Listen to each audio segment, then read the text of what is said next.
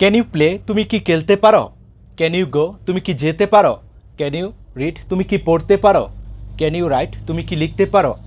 যখন কাউকে এই ধরনের প্রশ্ন করি অথবা যখন কেউ আমাকে এই ধরনের প্রশ্ন করে সেই ক্ষেত্রে কিন্তু দুটি আনসার দিতে পারি। একটা হলো পজিটিভ আর একটা হলো কি নেগেটিভ।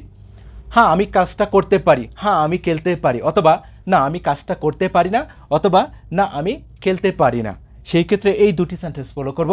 যদি পজিটিভ আনসার করি সেই ক্ষেত্রে বলবো ইয়েস আই ক্যান প্লে, হ্যাঁ আমি খেলতে পারি। ক্যান ইউ প্লে তুমি কি খেলতে পারো? ইয়েস আই ক্যান প্লে, হ্যাঁ আমি খেলতে পারি। এখানে যে ভার্বটা ইউজ করা হবে সেটাই এখানে বলবো। এখানে ক্যান রয়েছে কি শুরুতে, এখানে সাবজেক্টের পরে ইউজ করব ক্যান। যে কোনো সাবজেক্টের পরে হবে কি ক্যান, তারপর এখানে যে ভার্বটা ইউজ করা হয়েছে সেটা এখানে বলবো, তাহলে হবে। আর যদি না করি সেই ক্ষেত্রে বলবো নো আই কান্ট প্লে, না আমি খেলতে পারি না। আই ক্যান প্লে আমি খেলতে পারি, আই কান্ট প্লে আমি খেলতে পারি না। আই ক্যান গো আমি যেতে পারি, আই কান্ট গো আমি যেতে পারি না। আই কান্ট রিড আমি পড়তে পারি না, আই ক্যান রিড আমি পড়তে পারি। আই ক্যান রাইট আমি লিখতে পারি, আই কান্ট রাইট আমি লিখতে পারি না। এভাবে যদি শিখতে পারি আশা করি সবাই ইংলিশটা বলতে পারবো। এখানে তুমি যে কোনো সাবজেক্ট ইউজ করো, ইউ এর পরিবর্তে প্লে এর পরিবর্তে তুমি যে কোনো ভার্বের প্রেজেন্ট রূপটা বলো। এরকম যত ভার্বের প্রেজেন্ট রূপ রয়েছে, আমি অবশ্যই কাজটা করব, আমি অবশ্যই একজন শিক্ষক হইব, এই ধরনের কথা যখন বলবো আজকের পর থেকে ইংলিশে বলতে পারবো, যদি এই দুটি সেন্টেন্স আমাদের জানা থাকে। আই মাস্ট ডু আমি অবশ্যই করব, আই মাস্ট গো আমি অবশ্যই যাইব, আই মাস্ট প্লে আমি অবশ্যই খেলব। খুব সহজ কিন্তু। মাস্ট এরপরে শুধু ভার্বের প্রেজেন্ট রূপটা বলবো তাহলে হবে। যে কাজটা করবে তাকে আয়ের পরিবর্তে বলবো। Okay, I must be a teacher আমি অবশ্যই একজন শিক্ষক হইব।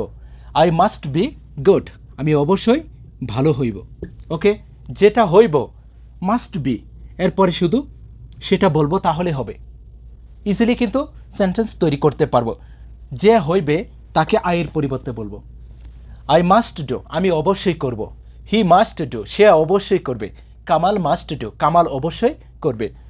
I must be a teacher আমি অবশ্যই একজন শিক্ষক হইব, you must be a teacher তুমি অবশ্যই একজন শিক্ষক হইবে, Kamal must be a teacher Kamal অবশ্যই একজন শিক্ষক হইবে। যেটা হইব সেটা শুধু এখানে বলবো, আর যেটা করব তার প্রেজেন্ট রূপটা শুধু মাস্ট এর পরে বলবো, আর মাস্ট বি এর পরে যেটা হইব সেটা বলবো, তাহলে কিন্তু হবে। এভাবে যদি শিখতে পারি আশা করি সবাই ইংলিশটা তৈরি করতে পারবো। ওকে, আই নো আমি জানি হাউ টু ডু কীভাবে করতে হবে। আই নো আমি জানি হাউ টু রিড কীভাবে পড়তে হবে।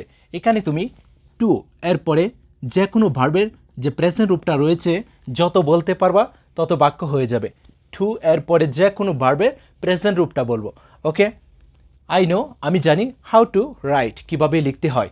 আই নো আমি জানি হাউ টু প্লে কীভাবে খেলতে হয়। ওকে, যদি কাউকে জিজ্ঞাসা করি তুমি কি জানো কিভাবে করতে হবে, তুমি কি জানো কিভাবে পড়তে হবে, সেই ক্ষেত্রে বলবো কি ডু ইউ নো তুমি কি জানো হাউ টু ডু কীভাবে করতে হবে। ডু ইউ নো তুমি কি জানো হাউ টু রিড কীভাবে পড়তে হবে। সেই ক্ষেত্রে সে আনসার করবে কিভাবে, ইয়েস ইয়েস আই নো হ্যাঁ আমি জানি হাউ টু ডু কীভাবে করতে হবে। ইয়েস আই নো আমি জানি হাউ টু রিড কীভাবে পড়তে হবে। যদি বলি যে আমি জানতাম, আই নিউ আমি জানতাম হাউ টু ডু আমি জানতাম কীভাবে করতে হতো। আই নিউ আমি জানতাম হাউ টু রিড কীভাবে পড়তে হতো। যদি কাউকে জিজ্ঞাসা করি তুমি কি জানতে কিভাবে করতে হতো, তুমি কি জানতে কিভাবে পড়তে হতো, সেই ক্ষেত্রে ডু এর পরিবর্তে শুধু বলবো কি ডিড, তাহলেই হবে। ডিড ইউ নো তুমি কি জানতে, ডিড ইউ নো তুমি কি জানতে হাউ টু ডু কীভাবে করতে হতো। ডিড ইউ নো তুমি কি জানতে হাউ টু রিড কীভাবে পড়তে হতো।